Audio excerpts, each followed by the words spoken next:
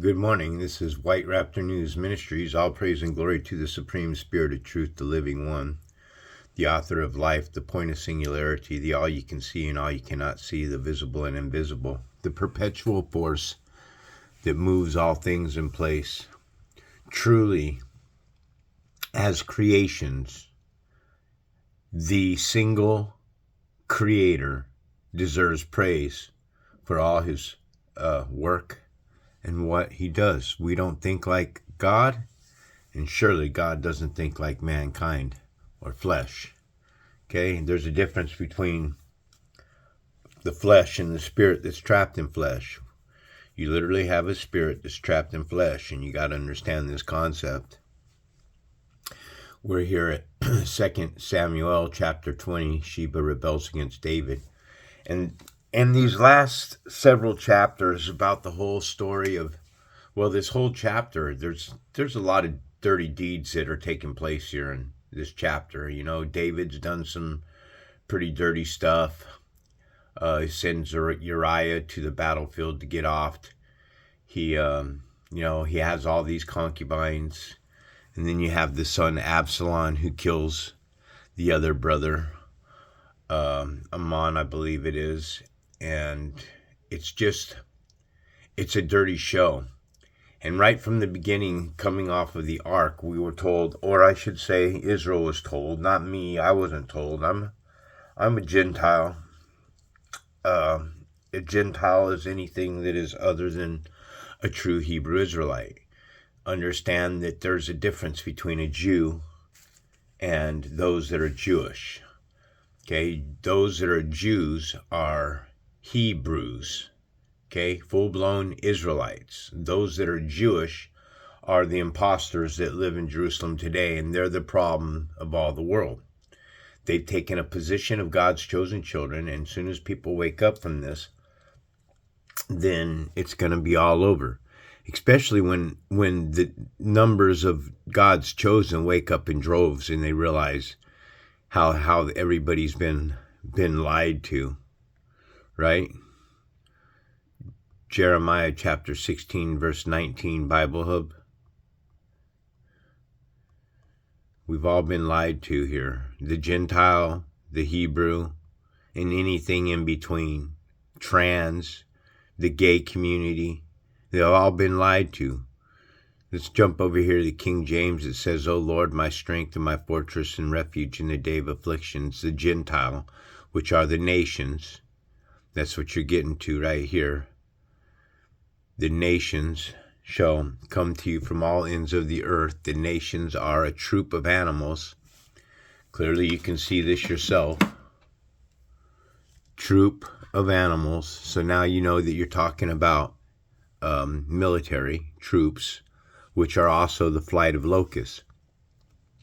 So when it talks in Revelations about that the locusts are going to devour everything that is meat, and not the plant life, not anything that's green, not any vegetation or anything. They're talking about killing one another. What's taking place? What this plane of existence pushes. You got to understand that this is a plane of existence of fear. And that's what they feed off of, these entities of darkness. They feed off of the fear. Okay, there's rules that are in this game, this simulation that we live in. There are rules to it. You see, you just can't, the Supreme Spirit isn't going to up and off you unless you've done something wrong. Now, don't ask me, well, why would the Supreme Creator allow somebody to have cancer, or a child to die at a young age or anything? I don't have the answers to that. All I can tell you is I don't know. But at the same time that I don't know, I don't question the Supreme Creator's thoughts. That child that died young or something could possibly have more chance of receiving the kingdom of heaven than the parents themselves. Maybe the punishment was to bring the children back home to the Creator and leave the parents who were walking contrary to God. So he punished them by taking the child away. I don't know God's thoughts. These are just things that I interpret that I think could possibly be the reason why. None of us really do understand why, but it is still to the glory of the Supreme Creator, the point of singularity, which says that the Gentiles shall come unto thee from all ends of the earth, and shall say, surely our fathers have inherited lies. Our fathers are our ancestors. Our fathers are those evil pieces of shit that you're going to go out to the ballot box today and that you're going to vote. What are you going to vote for? You're going to vote for a president, right? You're voting for a president. And a president in English gematria comes to 666. I've showed you guys this before. I've showed it to you many times. Donald J. Trump, without the vowels in his name, comes to 666. So anybody that you're going to the ballot to lay a vote down, you got to understand you are literally voting a demon into office to rule over you. This is why I keep telling people, stop voting. When you stop voting, you take away the government's power. You understand? It maintains in your own hands. When you go to the box and you vote, then you're putting the power back into the very evil that you are voting into office. And for some reason, I just can't get people to understand that. So we're here at chapter 20 of 2 Samuel. A lot of deceit that's going on in the family, dishonor, brothers killing brothers once again, fathers sending off children or sending off men to the front lines of battle to get killed so that David could take his wives. So as I've read this Bible, and we're into probably I'm 25% of this Bible now. Probably take me about another, 4 or 5 years to read it. I'm in no hurry, because my life is in service of the Spirit. I just hope that the Spirit allows me to live long enough that I can complete this Bible, even though I'm not perfect. Nobody on this plane of existence is. All we can do is strive to be better. Nobody can be perfect no matter what you do. So embrace your imperfectness, because no one can be perfect. Embrace it and take it in and just try to grow spiritually each day and become closer, because each day that you're alive is one day that you're closer to Source, is one day closer before standing before your Supreme Creator and Him showing you your transgressions. And when the Spirit moves upon you and shows you the transgressions that we've all engaged in, but He shows you your own transgressions, then you'll understand about this path, this new path that you have to take. And you understand at that point in time that you must be a voice for the Spirit, to speak out the truth that are written in the Scriptures, to expose the lies that are in the Scriptures. That's what I do. I don't know everything about this Bible, but I do know a great deal about it. I do know a lot of the hidden riddles and secrets of the wise. So here we're at now a troublemaker named Sheba, son of Bichri, a Benjamite, happened to be there. He sounded the trumpet and shouted, "We have no share in David, no part in Jesse's son. Every man to his tent, Israel." So all the men of Israel deserted David to follow Sheba, son of Bichri. But the men of Judah stayed by their king all the way from the Jordan to the Jerusalem. When David returned to his palace in Jerusalem, he took the 10 concubines he had left to take care of the palace and put them in a house under guard. He provided for them, but had no sexual relations with them. They were kept in confinement till the day of their death, living as widows. And they suffered this because of what? Because of the ego of David. Okay? David was a great king for Israel, but Israel, you got to understand that your great king Israel, great King David, did a lot of shady things, as all the kings, it seems to be in this Bible. So you have a choice that you got to make. You got to make a decision here. Have the scriptures been changed and the prophets in the Bible that have been written in like dogs and cattle and evil wild animals themselves? Or are truly God's children, chosen children, those that are in power, those priests, those higher ups, that are the source that bring information, upright and righteous men. You have to make a decision. I say that there are righteous men on this plane of existence, but it's not the righteous men that are in power or control. Righteousness only guides those that are good and protects those that are good, but evil is the one that's in control of this plane of existence, and the Bible plainly tells us that evil is in control.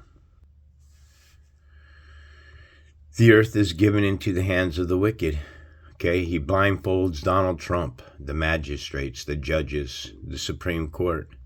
If it is not he, then who is it? But the key here is he blinds the wicked with blindfolds. He blinds them with blindfolds. Who? The fathers who have inherited lies, the worthlessness and unprofitable things. The lies, surely our fathers who have inherited lies, vanities. The vanities that we're speaking of here are vanities of ourselves. I watched a little short the other day that literally, or it wasn't a short, it was on, it's one of the programs that my dad watches on television. What Would You Say? I think is the name of this stupid ass game show. I mean, it's a true and false game show, with a panel of 6 different actors, comedian actors, sit on a panel and they ask a question and you got to decide whether it's true or false. And one of the questions that was asked is, or it's a statement. It says that men spend 3 times longer staring at themselves in the mirror than a woman. And the answer to that was true. And I know damn well that that's a bullshit lie. And this is what's really weird about this plane of existence. They're trying to sell you things that are bullshit and lies, because there's no way that a man stands in front of a mirror more than a woman, because a woman puts her makeup on every frickin' day. You know how much time I spend staring in the mirror? I think I might look at myself 30 frickin' seconds when I hop into the shower as I'm stripping off my clothes. And then that's pretty much it. Maybe going there when I wake up in the morning and I comb my hair. I don't brush my teeth in the bathroom. I brush my teeth in the kitchen, so I'm not in front of a mirror there. So it's pathetic. I mean, I literally don't spend more than 5 minutes a day, 5-10 minutes a day tops, looking at myself in the mirror, if that. And I know damn well that women put on makeup. They're in that mirror at least a half hour a day. And then they're in the mirror to take the makeup off. That's another 10 minutes a day. And then they're getting dressed, and then they're getting showered. So this is what I mean about the rumors of this plane of existence being such a bunch of lies. You can't believe what you're hearing because you got an AI that's running this world right now. That's why I keep telling people to boycott AI. Don't listen to any video that has an AI voice on it. Boycott it. Stop listening to AI, folks. It's going to leave you empty. A computer can't teach you about God. Okay? A computer can only teach what it is programmed. Now, they're teaching us that AI has the ability to self-think, self-thought, self-create.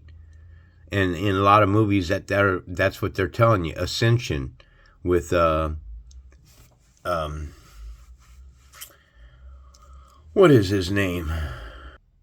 I'm sorry, that was the wrong movie. The movie that I was thinking of is called Transcendence.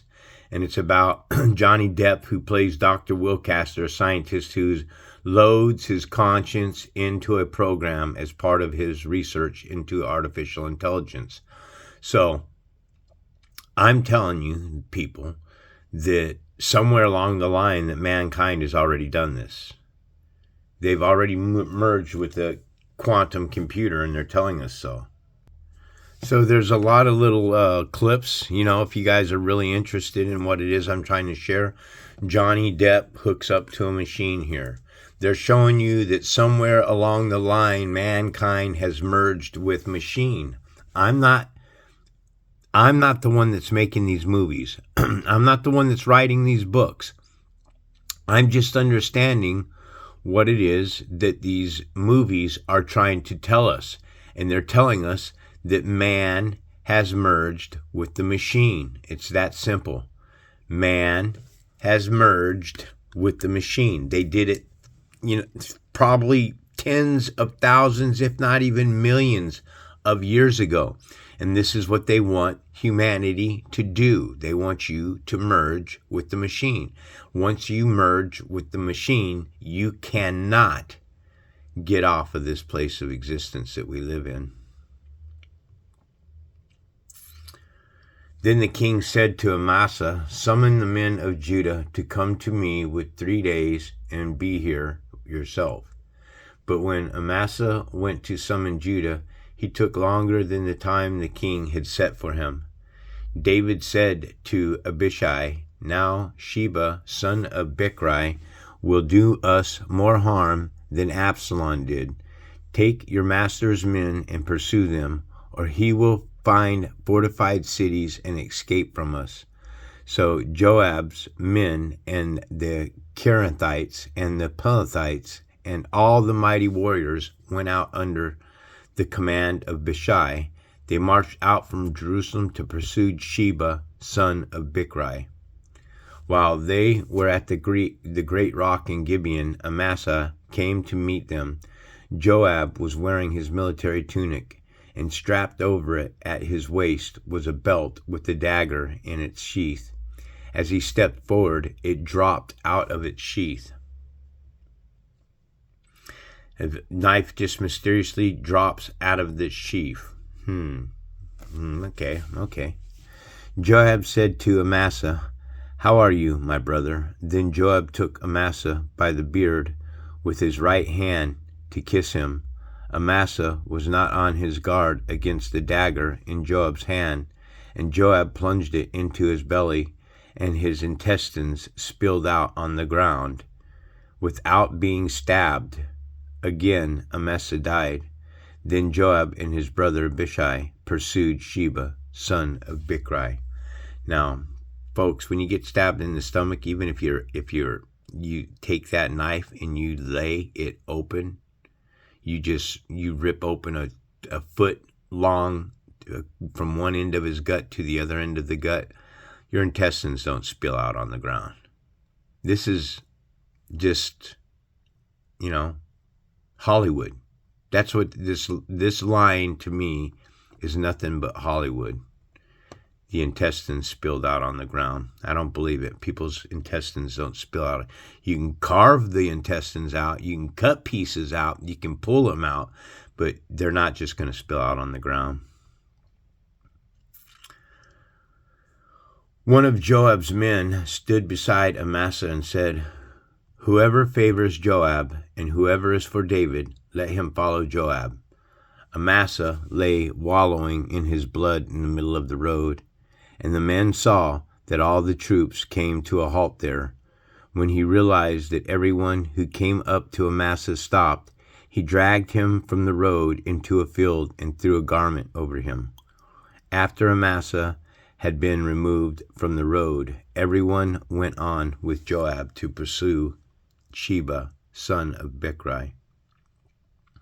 Sheba passed through all the tribes of Israel to Abel Beth Maachah, and through the entire region of Bichrites, who gathered together and followed him. All the troops with Joab came and besieged Sheba in Abel Beth Maachah. They built a siege ramp up to the city, and it stood against the outer fortifications while they were battering the wall to bring it down. A wise woman called from the city, "Listen, listen, tell Joab to come here so I can speak to him." He went towards her, and she asked, "Are you Joab?" "I am," he answered. She said, "Listen to what your servant has to say." "I am listening," he said. She continued, "Long ago they used to say, 'Get your answers at Abel,' and that settled it. We are the peaceful and faithful in Israel. You are trying to destroy a city that is a mother in Israel. Why do you want to swallow up the Lord's inheritance?" "Far be it from me," Joab replied. "Far be it from me to swallow up and destroy. That is not the case. A man named Sheba, son of Bichri, from the hill country of Ephraim, has lifted up his hand against the king, against David. Hand over this one man, and I will withdraw from the city.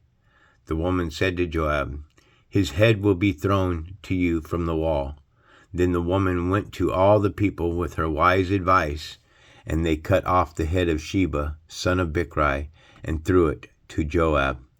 So he sounded the trumpet, and his men dispersed from the city, each returning to his home, and Joab went back to the king in Jerusalem. David's officials. Joab was over Israel's entire army. Benaiah,